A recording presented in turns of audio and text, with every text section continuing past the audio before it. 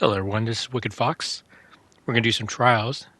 But I just wanted to touch bases with you guys and see what you guys are using as in trials. How's it going for you? Uh, have you gone flawless yet? Now, I've never seen a cat in the tub before. I just thought I'd put that in there. But I wanted to do trials with a weapon I normally don't use. Um, you'll you'll see in a second. I'll switch my weapons around and it won't be very good. I will have a shotgun that would be good, um, but I'm using an auto rifle. It's been sitting in my vault for a long, long time, and I wanted to get rid of it, but I was unsure because the perks were great. Never really tried it out, and so I wanted to test it out and see if it was any good. And you guys can see a little bit of the gameplay in the background, and maybe you'll find a spot in here that maybe you like that I was in. Now, when you got somebody rushing at you like that, take step backwards, walk backwards. It makes it for like a longer hit. So, like when he did that shoulder charge, or if he had a shotgun, now the meters are going backwards. You don't want to be just standing still and letting them shoot you. So, if that's one thing that you didn't know, at least you learned something. Now, I don't know if you guys a lot of times have this where you get teammates that go down right away. It makes it really difficult to come back. Puts you in bad situations like this. Just people coming in, all different angles. Now, you got radar everywhere. I'm backpedaling, trying to get to safer positions. I end up fighting the whole team. And it's all because somebody goes down first. And that's why they always say don't go down first, because they come swarming in. That's why it's so important. You could be the worst player on their team, and if you stay alive, it'll at least stop them from come rushing in. They won't rush in like that when you're alive. It's when you, like right now, you got a person that's down, expect them to come rushing in. See, and that's what they did. That's why you don't want to be that first person, because then it makes it so much tougher for you to survive. Because now look at I'm having to fight multiple people, trying to get my reses up so that I have the better advantage, and it makes it to where I have to make a fight to come back. And it was all because somebody went down first. So that's another indicator. I'm just trying to give you some feedback. Maybe you already know this. It's possible you do, but if you're new at the game and you didn't think about it, these are things like, for instance, taking a step backwards when you see a shotgun and not standing still. A lot of times you get like that deer in the headlights and you don't know what to do. Well, make that distance further by walking backwards, jumping backwards. Don't be just standing still where they know, and especially if they got like instead of a shotgun, they're using a slug shotgun like this. I mean, you got to nail the head because the body is not going to kill you on a one-shot kill like on a shotgun. So you have to aim for the head. Now, in this indication, you can hit them further than a regular shotgun now because the slug does shoot further, but you got to now aim for the head instead of the body. When a shotgun, I can aim for the body and then get that one shot kill. All right, here's the auto rifle I was telling you about. It's been sitting in my vault for a long period of time. I think I had like 100 range, um, and had good stability. And I was testing it out to see, uh, like I always say, if there's a weapon that you want to try out because you don't know if you want to keep it or not, do it in trials. Because if you can't use it here on a 3-on-3, it's not worth it. Um,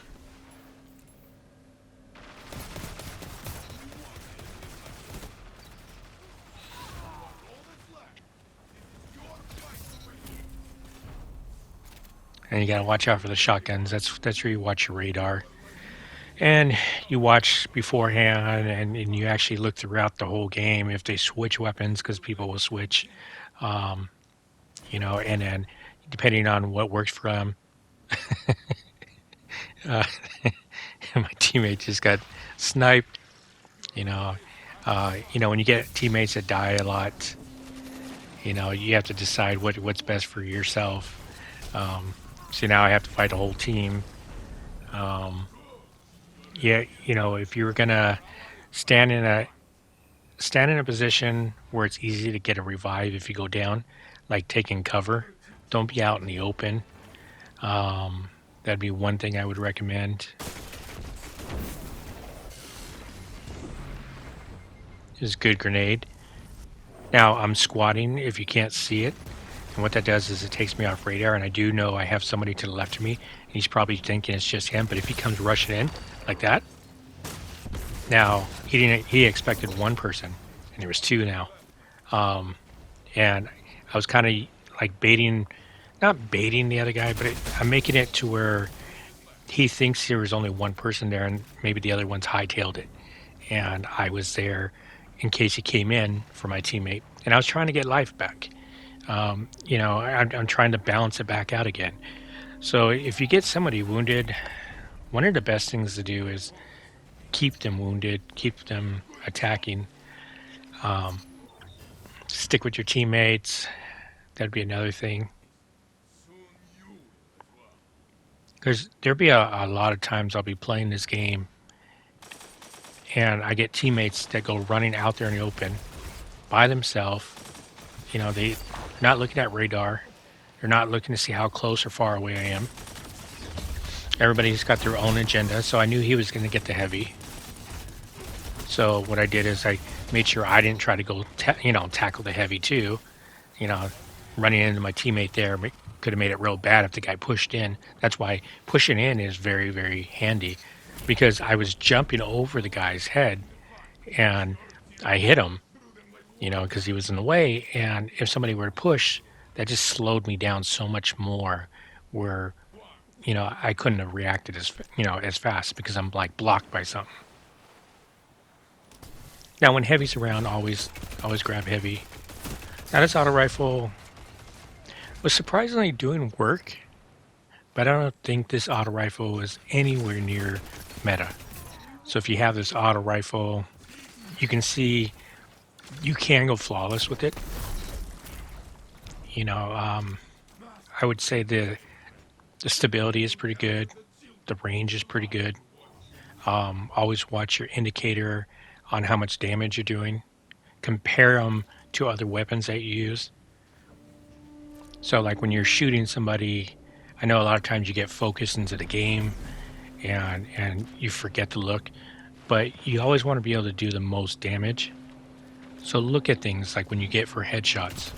What are you getting? See, he's moving in with a shotgun. What did I do? I backed off. I moved backwards because I didn't want him to be close enough to hit me with that shotgun. And the further I step backwards, the harder it is to get that one-shot kill. So, again, when you see them rushing, take steps backwards. It's going to definitely help your gameplay. Now, you don't need two people on a flag, so I would recommend thinking about your surroundings.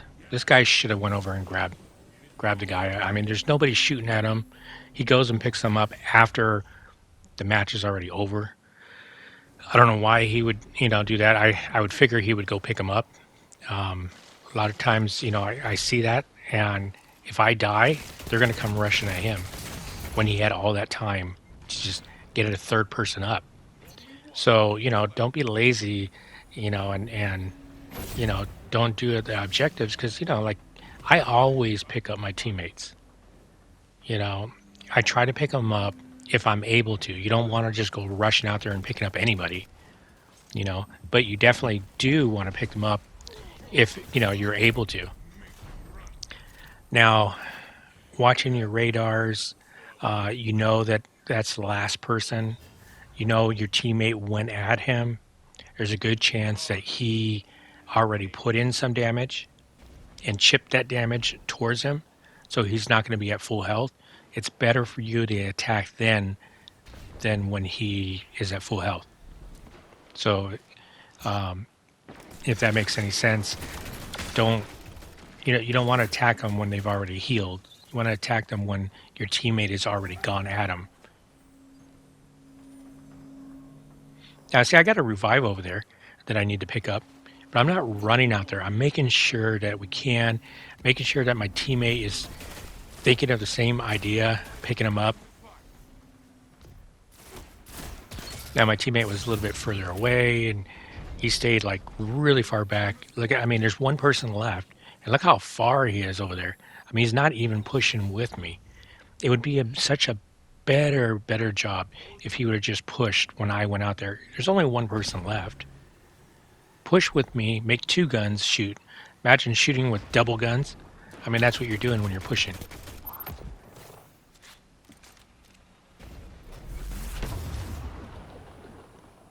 Now, if you have a bubble, I would recommend it when you know that your super's getting up there. Make sure you have a shield so you can put inside here. And the reason is when they come rushing in, you can stop them. I had a grenade and a shield, and I could stop them from coming in. Now I have a shotgun. You may not always have a shotgun, but you know it's good if they wanted to come in and you could one-shot kill them. I mean, you're doing more damage anyways because of the weapons of light that's in the bubble. So it's I can pretty much get that one-shot kill. A lot of times what I do when I do use the bubble is I use the helmet that blinds them. So anytime they come in, you'll see like this red mist above their head and they can't see anything. So they could be sitting in there and they're just completely blinded until they get out of it. You want to make your abilities so much like this guy. He should have pushed. What was this guy doing? Like he was procrastinating so long. Where I can only choose one person to shoot at, and if he would have just shot at me while I was shooting at him, it could have ricocheted my bullets and not do all the damage to him. Maybe I would have missed some shots and he would have survived and had a chance to run away. That's why we always try to tell you push, be aggressive, not overly aggressive where you're being stupid and you're not thinking. I mean, you gotta think. See, like he's wounded. I'm not sitting and waiting for him to get back up. I didn't run out there in the open, like not thinking. I'm thinking about my life. I'm thinking how much damage I have left. But see, I'm constantly. I knew my teammate was there. My life is already going up. And I'm going to push a different angle. I don't want to be in his way, but I am going to push and keep that life down. I'm not going to let his life come back up and then me have to battle that all over again. I'd rather take him down while he's already wounded. And this auto rifle, it does shoot, pretty straight. But there's so many other weapons that would be better than this one. That's another thing. Like you saw me, I hit him with the shotgun, but I switched weapons. A lot of times people forget to switch weapons. It's like, they get that deer in headlights and they're like, oh shoot, there's no more bullets in my gun. Well, get into the practice when you're doing just other things that are like at your leisure, doing PvE stuff. You're it's something where you're not as stressed out. And it becomes second nature. Like this guy is getting damaged, and he had no idea, or, I mean, if somebody was shooting at me like that, you see little indicators. The next time you're shot in PvP, you'll see like a little red line. You'll even see it like, watch when I get shot. You'll see like a little red arrow, kind of like a line telling you where you're being hit from. Are you getting hit in the front? Are you getting hit in the back? Are you hitting on the side? These are all indicators. A lot of people don't see it. Now you couldn't really see it there. I got that blue haze all around me from my bubble, but watch when I get hit. You can see which direction. But there's so much going on that a lot of times people get frazzled and they don't see that. And they're like, oh, where am I getting shot? Where am I getting shot? And they're trying to locate the target. When you get used to it by looking for these things in matches, it'll start being second nature. So when you're doing things like when you're not in PvP, watch when a Vandal shoots you and then see when a little red dot hits you, or it's like a line. It's a little indicator where you're being shot, what angle. So that way you can turn your body to that area that you're being shot at. Learn about when you're doing like just regular regular PvP, uh, that's the reason why you're doing the regular PvP is because you're practicing a lot of weapons. You're practicing what, like a shoulder charge. How much damage does a shoulder charge do? Um, that's why, like, it gives you an idea um, if you need to punch them afterwards. Sometimes you'll shoulder charge them and you'll be a distance away, and you got to kind of just like do that, like one or two more steps closer to hit them. Otherwise, you're going to be hitting this air, and you're going to be totally missing.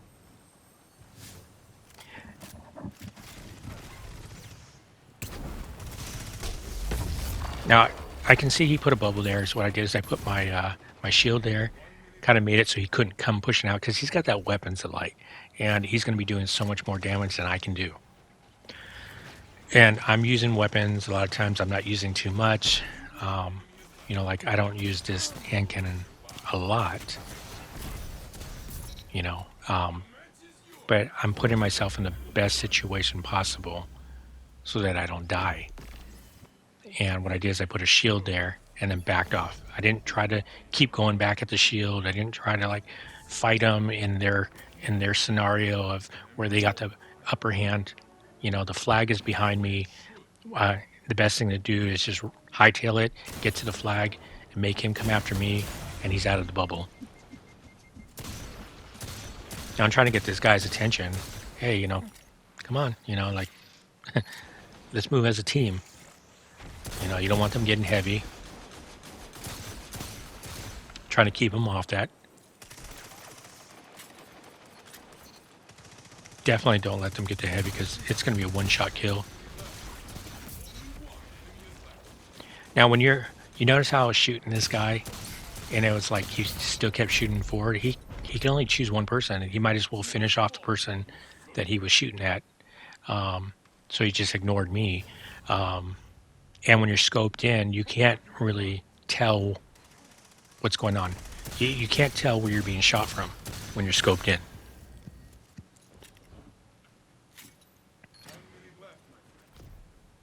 Okay, so you can see that we're being collapsed in. And you got to decide from here, where's the best place? Like, where's the flank coming in?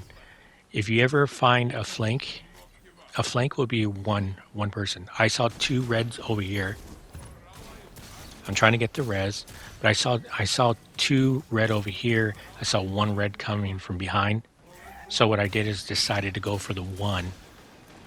And that'll just be something that you learn as you play. Like, you'll see there'll be two red dots or red squares, and that means that there's two people there. And then when I saw the one red dot coming from behind me, and because I wasn't scoped in, I could see the radar, I decided to go for that one-on-one. Because you don't want that person shooting you back. I mean, you're shooting in front of you. My teammates are trying to shoot the people in front, and this guy's shooting us in the back. So you got to decide which one is going to be better for you. See how I'm shooting him in the back? I just did a little flank because I saw him on the radar. I saw that he was going for the team. He was pushing hard, and he was going to focus on them. Which is just an easy kill for me. I just put myself in a better position. Why he was attacking them, I was attacking him. Now my teammate went down. You can see where he is. Look, he's right in the open. Now, what I'm doing is trying to put myself out of his sight. He doesn't even know exactly where I'm at.